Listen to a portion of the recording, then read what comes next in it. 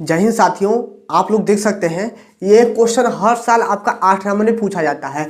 यह क्वेश्चन नहीं पूछेगा तो इससे संबंधित यही क्वेश्चन आपके 8 नंबर में पूछते हैं। तो इस प्रकार के क्वेश्चन को हम लोग कैसे सॉल्व करें, हमें एक्स वाई जेड का मान ज्ञात करना है आबी विधि से। तो आबी विधि से इसका एक्स वाई जेड का मान हम लोग कैसे ज्ञात करेंगे, तो चलते हैं इसको सॉल्व करते हैं। अंत तक देखेंगे तभी समझ में आएगा।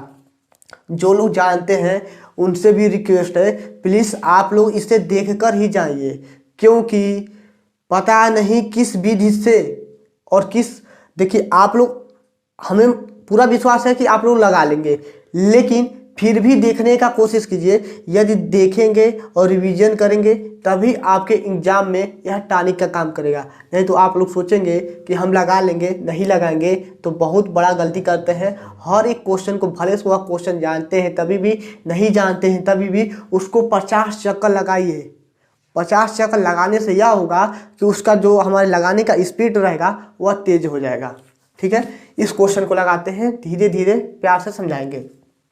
सबसे पहले इस जो इक्वेशन दिया है इसको आबी में बांध लेंगे। तो मान लेते हैं यह जो इसका व्यापक समीकरण है ax बराबर में b। ठीक है, x बराबर में b से इसका तुलना करते हैं। ये क्या है आपका, ये क्या है, एक्स वाई जेड के गुणांक है। ये क्या है आपके एक्स वाई 1 2 3 2 3 3 3 2 4। ठीक है, और इसमें यक्स क्या है, इसमें यक्स क्या है, तो x y z, x y Z.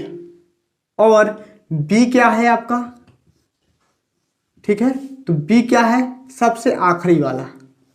ठीक है, 1 2 1। ऐसे ही क्वेश्चन आते हैं, मात्र एक ही क्वेश्चन बताएंगे इससे संबंधित। ठीक है, आप लोग 1000 क्वेश्चन बना सकते हो, अंक को चेंज करके, प्लस माइनस का चेंज करके 1000 क्वेश्चन बना सकते हो। तो ऐसे ही क्वेश्चन आते हैं। तो जब भी इस प्रकार का आए तो ax बराबर में b से हम लोग इसको तुलना कर देंगे। ये जो है x और y z के गुणांक क्या है, आपके गुणांक है। ठीक है, इसको आप भी मान ली है। ठीक है, x का मान कैपिटल X जो है, स्मॉल x, y और z, b क्या है आपके बाद वाले। तो इसको कैसे लगाएंगे, सबसे पहले हम इसका जांच करने के लिए, ठीक है, सबसे पहले इसको जांच करने के लिए a का मापांक निकालेंगे।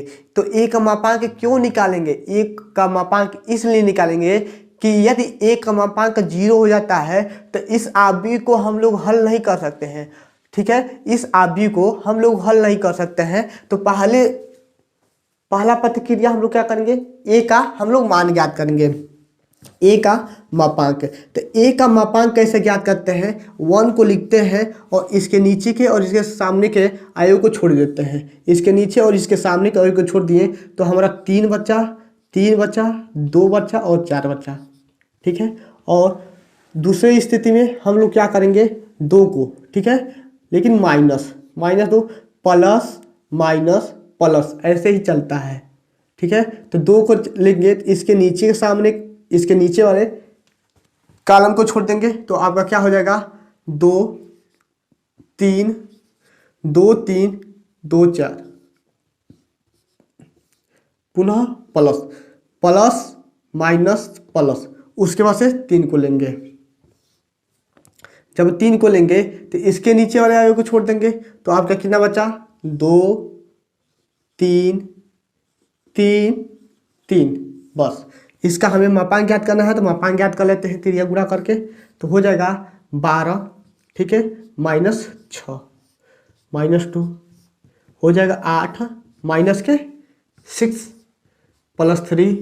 ठीक है, प्लस 3 हो गया, और यहाँ क्या हो जाएगा, 3 दूना 6 माइनस के 9। ऐसे आप लोग काम कर ही सकते हो। ठीक है, उसके बाद से हमें क्या करना है, 12 में से 6 घटाएंगे तो 12 में से 6 घटाएंगे तो 6 बचा, और माइनस यहाँ से जब घटाएंगे तो 2 बचेगा, लेकिन यह हमारा हो जाएगा माइनस के 4, 2 दूना 4 और प्लस 3 है, और यहाँ घटाएंगे तो -3, और -3 का गुणा 3 में करेंगे तो माइनस के 9 हो जाएगा, माइनस के 9 हो जाएगा। ठीक है, माइनस वाले पद को जोड़ लेंगे, माइनस वाले पद को जोड़ेंगे तो हमारा कितना हो जाएगा 9 4 13, 9 4 हो जाएगा 13, और 13 में से 6 घटाएंगे तो 4 यहाँ से बचा और 3 उधर, तो कितना हुआ 7 होगा। ठीक है, लेकिन -7, तो -7 यह दर्शा रहा है कि जो a का मापांक है वह does not equal to 0, a का जो मापांक है, a का मापांक है डज नॉट इक्वल टू 0, अतः इसका क्या है हमारा आव्यूह संभव है। ठीक है, इसका हम लोग आगे प्रतिक्रिया कर सकते हैं, यानी कि x y z का मान ज्ञात कर सकते हैं। यदि a का मापांक हमारा 0 आया होता तो इसके आगे हम लोग प्रतिक्रिया नहीं कर पाते। एक ही क्वेश्चन से 2 का निशाना होगा, कैसे 2 का निशाना होगा, आपका यही क्वेश्चन दे देगा। ठीक है, यही क्वेश्चन दे देगा और बोलेगा a इनवर्स ज्ञात कीजिए, यही क्वेश्चन देगा और बोलेगा a इनवर्स ज्ञात कीजिए, तो सेम प्रतिक्रिया यही लगेगा। लेकिन हम इस क्वेश्चन को लिए हैं कि इस क्वेश्चन से हमें 2 का निशाना लगेगा। ठीक है, इस क्वेश्चन से 2 का निशाना लगेगा। तो चलते हैं इसके आगे, जो a का मापांक है डज नॉट इक्वल टू 0। ठीक है, जब a का मापांक हमारा 0 आ गया तो हम लोग क्या करेंगे, सहखंड ज्ञात करते हैं। तो सहखंड कैसे ज्ञात करते हैं, ठीक है, उसके बाद से क्या करते हैं, सहखंड। ठीक है, सहखंड ज्ञात करते हैं। तो सहखंड कैसे ज्ञात करते हैं, पहले हम देखिएगा, सहखंड ज्ञात करने के लिए मान लेते हैं सहखंड को C से प्रदर्शित कर देते हैं। तो C इक्वल में हम मान लेते हैं इसका व्यापक समीकरण लिखते हैं, A कैपिटल A माने हैं, स्मॉल a मान लीजिए। ठीक है, A11 A12, ठीक है, A13 A21 A23 A22 होगा, यहाँ कितना होगा 22 और यहाँ पर 23 A31 A32 A33। ठीक है, ऐसे काम तो आप लोग कर ही सकते हो। तो हम लोग सहखंड ज्ञात करने के लिए, ठीक है, सहखंड यानी कि को फैक्टर ज्ञात करने के लिए हम लोग क्या करेंगे, को फैक्टर ज्ञात करने के लिए हम पहले A11 ज्ञात करते हैं। ठीक है, उसके बाद से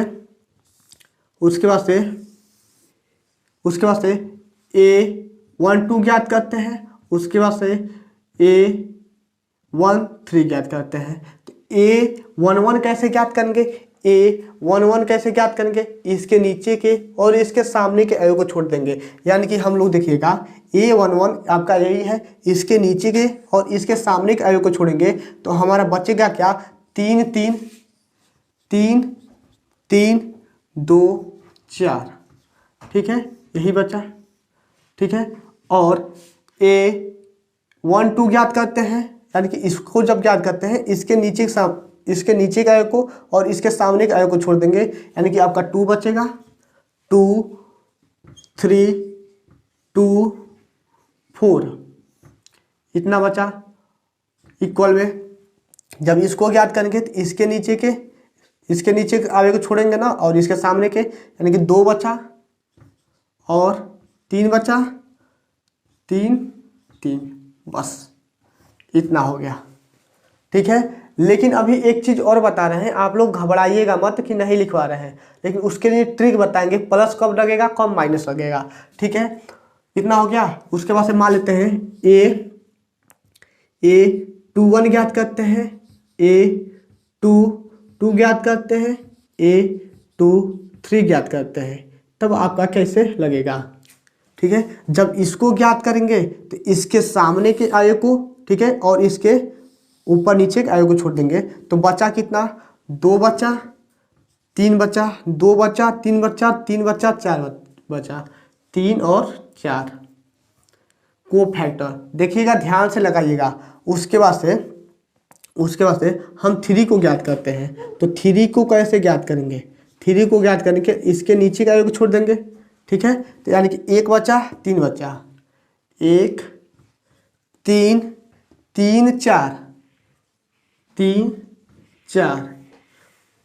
ठीक है, को फैक्टर कैसे ज्ञात करते हैं ध्यान से पहले समझ जाइए।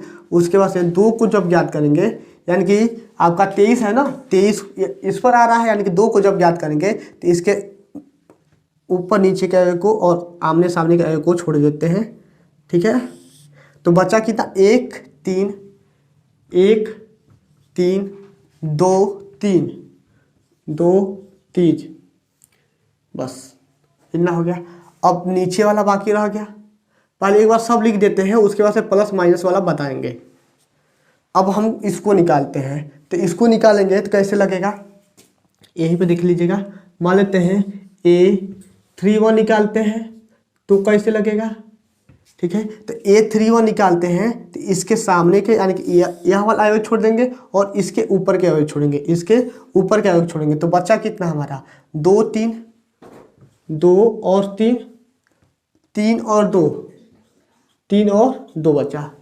ठीक है, इतना हो गया। उसके बाद से मान लेते हैं इतना, इसको सॉल्व करने के लिए छोड़ देते हैं। और उसके बाद से मान लेते हैं हमें A32 ज्ञात करते हैं। तो हमारा क्या होगा, यानी कि इसको जब ज्ञात करेंगे तो इसके ऊपर के अवयव को छोड़ेंगे। ठीक है, यानी कि इसको रब कर देते हैं। अब किसको, यानी कि इसके ऊपर को, बस समझा रहे हैं इसके ऊपर के, यानी कि 1 2 बचा, 1 2 बचा और 3 2 बचा, 3 2 बचा बस। और A33 ज्ञात करते हैं, तो A33 यानी कि इसको जब ज्ञात करते हैं तो इसको रब कर देंगे, यानी कि 4 के ऊपर के अवयव को छोड़ दें, 4 के ऊपर के अवयव को छोड़ना है, यानी कि 1 बचा 2 बचा, 1 2 2 3। देखिएगा हिसाब से ध्यान से ही लगाइएगा, नहीं तो गलती हो जाएगा तो वह पूरे को गलती कर देगा, एक गलती होगा तो वह पूरे को गलती करेगा। इसलिए आपसे कह रहे हैं कि ध्यान से हड़बड़ा कर मत लगाइएगा पेपर में। ठीक है, जितना ही स्लो लगाएंगे उतना ही आपके लिए अच्छा रहेगा, क्योंकि जब तेजी करेंगे तो गलती होगा, जब गलती होगा तो पूरा खत्म। ठीक है, इसीलिए आराम से प्यार से धीरे धीरे लगाइएगा। अब यहाँ पर आप लोग सोच रहे होंगे कि हम प्लस माइनस छोड़ दिए हैं। ठीक है, प्लस माइनस छोड़ दिए हैं तो प्लस माइनस कैसे रहेगा, तो हम बता रहे हैं, ध्यान से देखिएगा। प्लस माइनस कैसे याद करोगे, ठीक है, प्लस माइनस कैसे याद करोगे, इसके लिए इसको जोड़ोगे, इसको जोड़ो, 1 1 कितना होगा, 1 1 होगा हमारा 2। जब 2 होगा यानी कि जब सम संख्या होगा, इन दोनों को जोड़ने पर, इन सब को जोड़ने पर यदि सम संख्या होगा तो वहाँ पर प्लस, यदि विषम संख्या होगा तो माइनस। इसका फार्मूला होता है, फार्मूला लिखो या ना लिखो, ठीक है, फार्मूला आपका होता है कि 1 यानी कि दोनों को जोड़ते हैं, ठीक है, दोनों को जोड़ते हैं -1 पे पावर होता है m प्लस के n, यही हमारा फार्मूला होता है। और यह हमारा m और n का मान है, 1 जो है हमारा m और n का मान है, यह इसका फार्मूला होता है। उसके बाद से ऐसे बनाया जाता है, बस समझा रहे हैं। लेकिन यह काम न करना पड़े, यह काम न करना पड़े, लेकिन हमें प्लस माइनस की जांच कैसे हो जाए, तो उसके लिए हम देखते हैं इन दोनों को जोड़ेंगे तो यदि हमारा सम होगा तो यहाँ पर कितना होगा, प्लस होगा। ठीक है, यदि इन दोनों को जोड़ेंगे, यदि विषम होगा तो माइनस, 2 1 3, ठीक है, माइनस 3 1 4 प्लस 2 1 3 माइनस, ठीक है, 2 2 4 प्लस 3 2 5 माइनस, ठीक है, माइनस और 3 1 4 प्लस, और यहाँ कितना हो जाएगा, यहाँ कितना हो जाएगा, 3 2 5 हो जाएगा माइनस और 3 3 6 यानी कि प्लस। ठीक है, अभी और आगे काम प्रतिक्रिया बाकी है, इसका हमें मान ज्ञात करना है। तो इसका मान कैसे ज्ञात करेंगे, देखिएगा, इसका गुणा इसमें करते हैं, इसका गुणा इसमें करते हैं, तो 4 दूना के 8, ठीक है, 4 दूना का 8 और 3 दूना का 6, 8 में से 6 घटाएंगे तो 8 में से 6 घटाएंगे तो कितना बचेगा आपका, 2 बचेगा। 4 दून 8, 3 दूना 6, ठीक है, लेकिन यहाँ पर माइनस है, अभी इसका बाकी है क्या, इसका बाकी है, देखिएगा, 3 चौको 12, 3 चौको 12 और 6 घटा 3 दूना 6 यानी कि 12 में से 6 तो 6, 3 दूना के कितना हो जाएगा 6 हो जाएगा, 3 दूना का 6 होगा और 3 त्रिकी 9 होगा, -9 में से +6 घटाएंगे तो -3 यह चिन्ह लेते हुए भी, ठीक है। 4 दूना 8 3 त्रिकी 9, 4 दूना 8 3 त्रिकी 9, लेकिन हम 8 +8 में से -9 घटाएंगे तो -1 बचेगा, लेकिन यह माइनस क्या कर देगा +1 कर देगा, ठीक है। यह समझ में आया कि नहीं आया? इसका गुणा इसमें करना है, इसका गुणा इसमें करना है और इसका गुणा इसमें करो तो 4 दूना का 8 और 3 त्रिकी 9, 8 सॉरी 4 एकम के 4 और 3 त्रिकी 9, 9 में से 4 जाएगा तो कितना बचेगा, 9 में से 4 जाएगा यानी कि -9 होगा, ठीक है। यदि इसका गुणा करते हैं तो हो जाएगा 4 माइनस के 9, तो गुणा कराएंगे तो इतना मिलेगा और -9 में से 4 घटाएंगे तो हमारा कितना बचेगा, एक स्टेप गैप कर रहे हैं तो -5, ठीक है। इसका गुणा इसमें 3 एकम के 3, 3 एकया 3 हो जाएगा और 3 दूना का हो जाएगा 6, 3 दूना का 6 अब -6 में से 3 जाएगा तो -3, लेकिन हाई माइनसवा क्या करेगा, इसको प्लस बनाएगा, हाई माइनसवा, ठीक है ना। हाई समझ आ रहा है कि नहीं आ रहा है? यहाँ पर माइनस है, हाई माइनसवा क्या करेगा, हाई माइनसवा इसको प्लस बनाएगा, ठीक है। उसके बाद से 2 दूना का 4 3 त्रिकी 9, तो 9 में से -9 में से +4 घटाएंगे तो -5 2 दूना का 4 +4 में से -9 जब घटाएंगे तो -5। सेम कंडीशन यहाँ पर भी 2 एकम के 2 हो जाएगा और 3 दूना 6, -6 में से +2 घटाएंगे तो -4 होगा, लेकिन हाई माइनस क्या करेगा, इसको प्लस बनाएगा, 3 एकम के 3 और 2 दूना का 4, ठीक है, लेकिन -1 होगा। यह स्टेप आपको समझ में आया कि नहीं आया? देखिएगा यह स्टेप आपको समझ में आया कि नहीं आया? आई होप कि यह स्टेप आपको समझ में आ गया होगा। अब यहाँ से हम लोग क्या निकालेंगे, इसका कोफैक्टर, ठीक है। हमारा कोफैक्टर कितना मिल गया, कोफैक्टर यानी कि A1 की जगह पे कितना है आपका 6 है, देखिएगा कितना है 6 है, और A12 की जगह पे कितना है -2 है, A13 की जगह पे कितना है -3 है, ठीक है। A21 की जगह पे कितना है 1 है, A22 की जगह पे कितना है -5 है, ठीक है, और A23 की जगह पे कितना है आपका +3 है। उसके बाद से A31 की जगह पे कितना है -5 है, ठीक है, और इसके जगह पे आपका 4 है और इसके जगह पे आपका -1 है। हमें कोफैक्टर निकल गया, ठीक है, कोफैक्टर निकल गया। अब कोफैक्टर के बाद से हम एडवाइज ज्ञात करते हैं, तो एडवाइज को ज्ञात करने के लिए, ठीक है, एडवाइज को ज्ञात करने के लिए दिए गए कोफैक्टर का परिवर्त ज्ञात करते हैं। क्या करते हैं, परिवर्त ज्ञात करते हैं, किसका, कोफैक्टर का। यदि कोफैक्टर का परिवर्त ज्ञात कर देते हैं तो हमारा क्या हो जाएगा, यानी कि इस पर हम लोग यदि ट्रांसपोज लगा देते हैं तो यही हमारा एडवाइज में बदल जाता है। एडवाइज A इक्वल में हो जाएगा, एडवाइज A का जो मान हो जाएगा हमारा, तो परिवर्त का मतलब क्या होता है कि इसका उल्टा कर देना, जो सोया है उसको खड़ा कर देना, जो खड़ा है उसको सुला देना। यानी कि हमारे कहने का मतलब क्या है, जो खड़ा है यानी कि जो सोया है उसको खड़ा कर देना और जो खड़ा है उसको सुला देना, यानी कि यह हमारा सूत्र है, ठीक है। यह हमारा सोया हुआ है तो इसको हम लोग जगा कर खड़ा कर देंगे, 6 -2 -3, ये भी हमारा सोया है तो इसको हम लोग क्या करेंगे, उठा देंगे, 1 -5 और 3, ये भी हमारा सोया है, इसको भी जगा देंगे, ठीक है, 4 -5 4 -1, ठीक है। इतना काम तो आप लोग कर ही सकते हो, ठीक है। देखना बाबू ध्यान से, ठीक है। उसके बाद से हम लोग क्या करते हैं, ए इनवर्स ज्ञात करते हैं। तो ए इनवर्स के बाद से ए इनवर्स का फार्मूला होता है आपका 1 में, यानी कि एडवाइज क्या होता है, एडवाइज A में होता है मापांक में A, ठीक है, हो गया। ए डिवाइड ए का जो मान है यहाँ पर रखेंगे और मापांक का जो मान है यहाँ पर से रख देंगे, तो हो जाएगा ए इनवर्स का हमारा मान हो जाएगा ए इनवर्स का। तो ए इनवर्स कितना है आपका 1/के हो जाएगा 1/के -7, ठीक है। और इसका मान कितना हो जाएगा 6, 1 -5 -2 -5 4 -3 3 और -1। थोड़ा सा अजीब लग रहा है, थोड़ा सा नीचे लिखते हैं और हो जाएगा -3 3 -1। बस हमें अभी ए इनवर्स निकला है। यह हमारा आंसर हुआ किसके लिए, यह हमारा आंसर हुआ किसके लिए, सॉरी यह मिट गया, क्या लग गया है A23। बस हो गया। देखिएगा यह हमारा आंसर किसके लिए हुआ, 1 मिनट, यह परेशान कर रहा है बार बार, ठीक है। ये जो इनवर्स है यह किसका आंसर हुआ, जब आपका आव्यूह इस प्रकार का दिया हो और कहेगा और क्या बोले बाबू, बोले यह कि इसका ये इनवर्स ज्ञात कीजिए।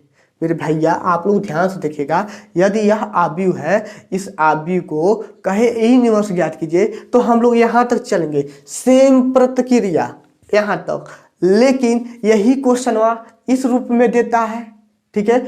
देखिएगा आव्यूह का मान देगा तो यदि इस रूप में देगा तो यह मान नहीं देगा, ठीक है, ओनली ए इनवर्स ज्ञात करने के लिए देगा। जब यह देगा तो एक्स वाई जेड का मान ज्ञात करने के लिए, तो यह प्रतिक्रिया यानी कि एक्स वाई जेड का मान कैसे ज्ञात करें, तो इतना काम हो गया। इतना काम का स्क्रीनशॉट ले लीजिए, बताए पहले। अब हम उधर लगाते हैं, अब इसकी ज़रूरत हमें नहीं है, इसकी ज़रूरत नहीं है, तो इतने को रब कर देते हैं, ठीक है। अब देखिएगा यहाँ से हम लोग क्या करते हैं, अब ए इनवर्स हमें यहाँ तक हो गया है, इसको रब कर दिए हैं।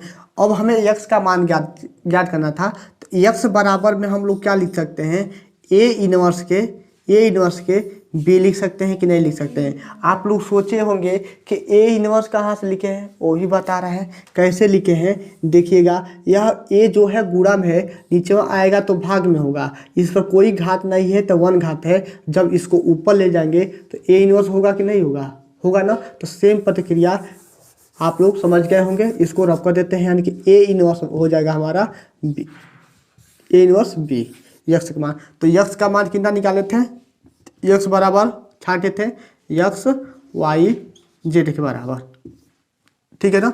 यानी कि यह हो जाएगा यक्स वाई जेड, हमें यक्स वाई जेड का मान चाहिए। तो ए इनवर्स कितना दिया है, ए इनवर्स दिया है आपका 1/7। 1/7 का हम क्या करते हैं, गुणा करा देते हैं, चाहे इसका बाद में गुणा कराते हैं। 1/7 हो गया, ठीक है। ए इनवर्स का जो मान है 6 है, -2 -3 1 -5 3 -5, ठीक है, 4 और -1, इतना ही है, ठीक है।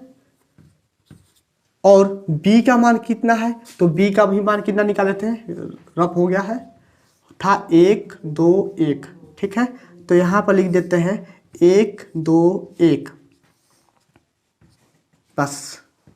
अब गुणा करने तो आप लोग जानते ही होंगे, तो गुणा कैसे करते हैं, रो का गुणा कॉलम के साथ करते हैं, रो का गुणा कॉलम के साथ करते हैं, यानी कि पोंच का गुणा पोंच के साथ, बीच वाले का गुणा बीच वाले के साथ, टेल का गुणा टेल, यानी कि यह मेरा एरो का गुणा है, एरो के साथ होगा, बीच वाले का गुणा बीच वाले के साथ होगा, और यह पुछिया है, पुछिया का गुणा पुछिया के साथ ही हो जाएगा, ठीक है ना।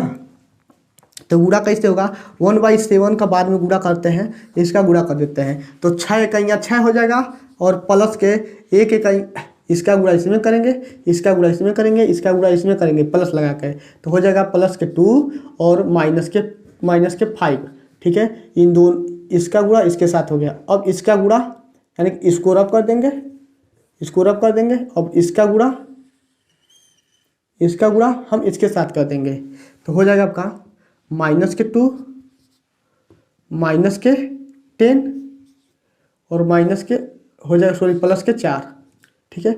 और इसका गुणा इसके साथ कर देंगे, इसको रब कर देते हैं। गुणा करने आप लोग को जानते होंगे, गुणा तो आप लोग जानते ही होंगे, यानी कि 3 का गुणा 1 में करना है तो -3, इसका गुणा इसमें करेंगे तो +3, 6 और -1 का गुणा 1 में करेंगे तो -1, इतना हो गया। अब जोड़ दो, 1/7, 1/7 इसको जोड़ेंगे, 6 2 8 और 8 में से हम -5 घटाते हैं, 6 2 8, 8 में से -5 घटाते हैं तो कितना हो जाएगा आपका 3।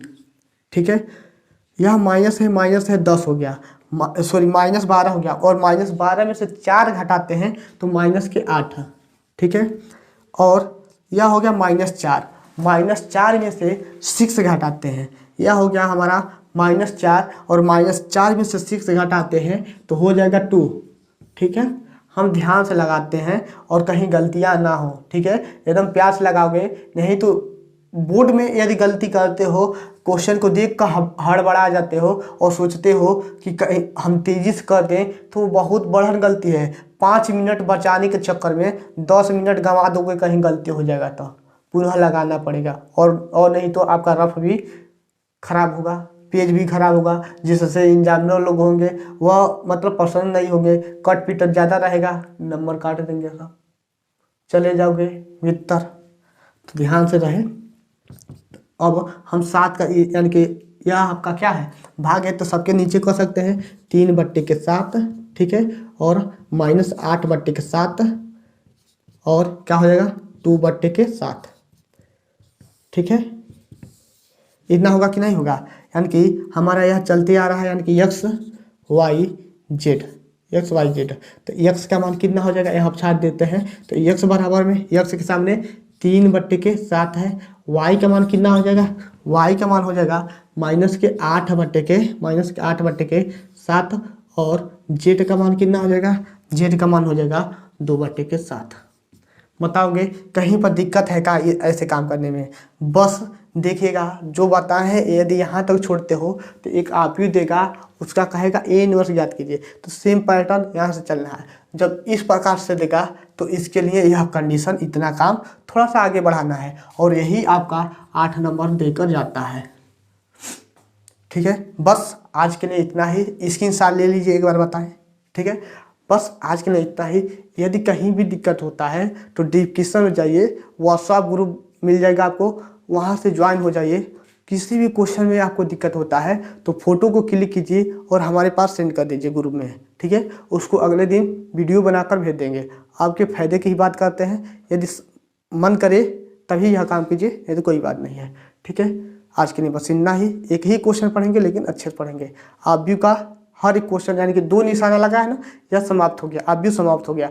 अब हम लोग समांतर श्रेणी पढ़ेंगे, सॉरी क्या है आपका सारणिक है ना, सारणिक वाला पढ़ेंगे। सारणिक पढ़ लेंगे, उसके बाद से त्रिकोणमिति है, त्रिकोणमिति के बाद से अवकलन है, यानी कि हम चैप्टर वाइज, यह आपका आप का चैप्टर समाप्त हो गया।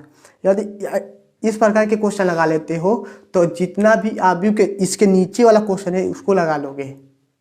आई होप कि आप लोग लगा लोगे, यदि यह लगा लेते हो तब।